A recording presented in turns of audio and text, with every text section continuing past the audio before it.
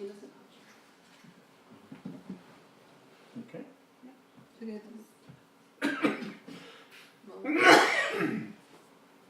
Nice. Sparkly pink phone. Rock that phone, Melvin. Rock it.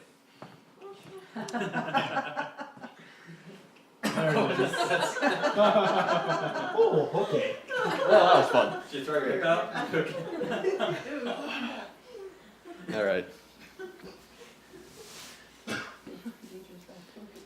The stench of burned powder filled Walker's nostrils, rushed into his lungs, and stung him from within. He coughed deeply, raggedly, expelling the mixture of deadly fumes from himself. The gunpowder of his profession, and the thick, acrid tobacco smoke that kept his reservations about his work hidden away. Walker inhaled, tried to straighten up before another fit of coughing drove him to his knees. His rifle's barrel dug into his shoulder. The tiny nub of the front sight caught the thin, tattering remains of his Union frock under his buffalo hide overcoat. The old mini-ball that had cracked Walker's rifle shortly before dislodged, along with the last brass button from his coat's cuff. Both dropped onto a dead man's chest. A stern-eyed eagle and a deformed bullet staring up from above an unmoving hand which still clutched a bloody knife. Walker wiped his brow with the flat back of his fist, pushing away his sweat while smudging on blood in its stead. He gagged as the tuft of hair passed by his nose, the freshly severed bit of scalp swinging limply from his grip. He retched as he pushed it into the side pouch of his knapsack atop the others. The bag kicked up a small cloud of dust, one which filled a moonbeam and danced in lazy spirals over Walker's uninvited guests. The bounty hunter staggered to his feet, wiped crimson onto his sleeve, and patted the short but deep gash in his thigh. He could wait to dress it. For now, Walker needed to get on the move. He surveyed the flat rock before him, the path he'd come down on, and the deep arroyo just beside that could provide cover for his retreat. He cursed the horse that had abandoned him and the men at his feet. They shouldn't have been involved.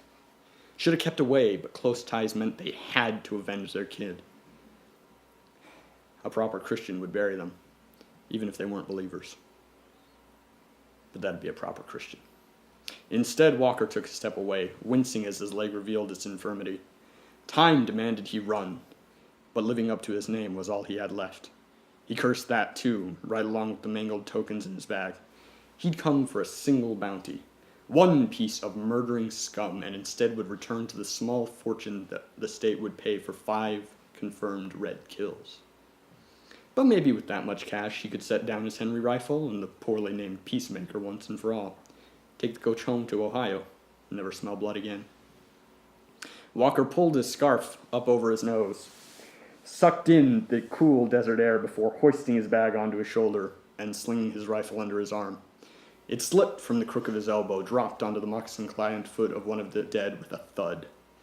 Walker stooped to retrieve the weapon and caught a glimpse of the man's blank and glassy eyes lit by the heavens above. He snatched up his rifle and threw his eyes up to that moon, his frustrations tearing from his chest to shake the sky. Ah! High above, Gayashi shuddered at the inhuman shriek, and the ice it sent up his spine.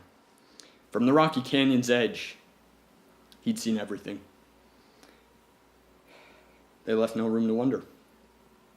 Brother had been taken by Ye Nadloshi. He hadn't seen the creature's human face. Sister had brought the news to the hunting party from the grazing camp, secondhand. But if it was a Belagana settler, like Father had said, he was impossibly far from the small townships to the north. Gayeja had seen the scuffle, the way Father and the uncles had gone down to confront the cursed creatures with their bows and grandfather's treasured percussion rifle. Just before they'd come onto the ledge where the witch had its cook fire, the beast must have smelled them. It had vanished into the shadows, clutching what Guy Yeji thought was a club, or maybe one of the blow guns that witches were said to use to give people the bone sickness. Father had gotten off his shot when the dark form had burst from behind the cleft of a rock. He'd belched fire directly into the monster's chest. But even Grandfather's rifle couldn't stop the beast. It had clubbed Father in the head with its weapon, knocked him to the ground before turning the stick on the uncles. It spat thunder like the rifle, but more ferociously, over and over. The monster's witchcraft had sounded out. knocking down men like mere playthings. When one of the hunting party tried to stand, it would hit them again, attack them until they stopped moving entirely. The young man pushed away his burning hatred and clawing terror, felt for the quiver near his leg. He drew an arrow and rose up onto one knee, readying his bow and straightening his back with a deep breath in. Without the beast's true human name, he'd have no way to stop the shape-shifting witch if his first shot failed to fell it. It would tear him apart as brutally as the others. Take his scalp. Take his soul. From below, Walker heard nothing, saw nothing, felt nothing but the cool breeze and the sharp stab in his back. From high above, Gayashi saw everything, felt nothing.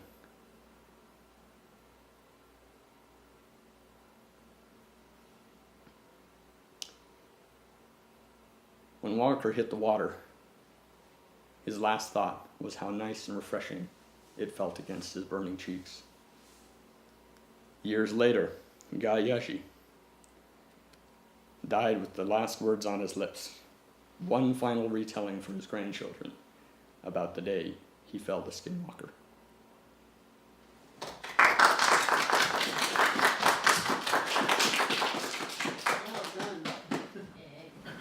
Sorry, I kind of pulled that last bit out. Oh, that was really good. Wow. You got into it, I like it.